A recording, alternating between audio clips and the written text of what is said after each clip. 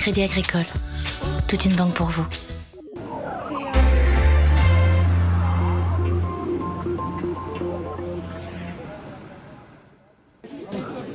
Merci d'être aussi nombreux ce soir, c'est un vrai bonheur. Alors cette question-là, je dois dire, des rapports entre fiction et réalité me passionne. Moi, ce qui m'intéresse, c'est le réel.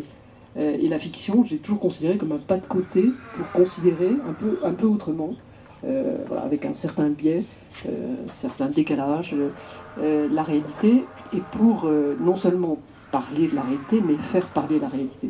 La fiction a des armes à elle, hein, et en faisant jouer la réalité, quand la fiction est juste, elle la fait parler.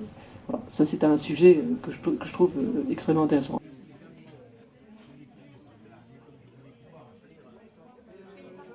Alors je suis venue à Val d'Isère pour présenter les Ronces parce que le libraire Jean-Paul Chaffran m'a proposé de participer à ces rencontres.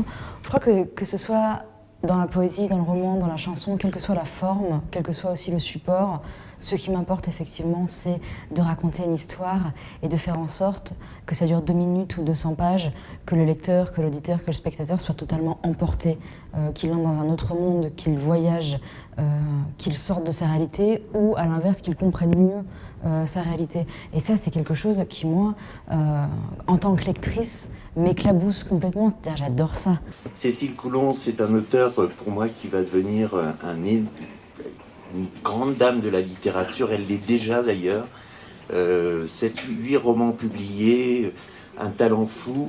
On a aussi Vanessa Bamberger, et je pense qu'il y a un petit rapport entre l'écriture de Cécile et puis celle de Vanessa qu'on a reçue lundi. En fait, quand j'ai commencé à écrire de la poésie, tout le monde m'a dit « mais ça sert à rien d'envoyer des textes aux éditeurs, ils croulent sous les textes poétiques, c'est impossible à vendre, vraiment fais ton truc dans ton coin.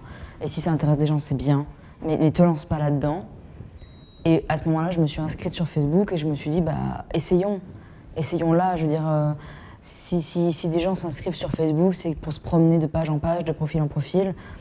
S'ils arrivent sans me connaître à être happés par un texte, ça veut dire que j'aurais réussi quelque chose.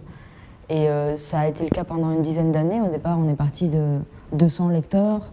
Aujourd'hui, il y a à peu près 16 000 personnes qui sont regroupées autour de ces poèmes, ce qui est pour moi une énorme, colossale victoire.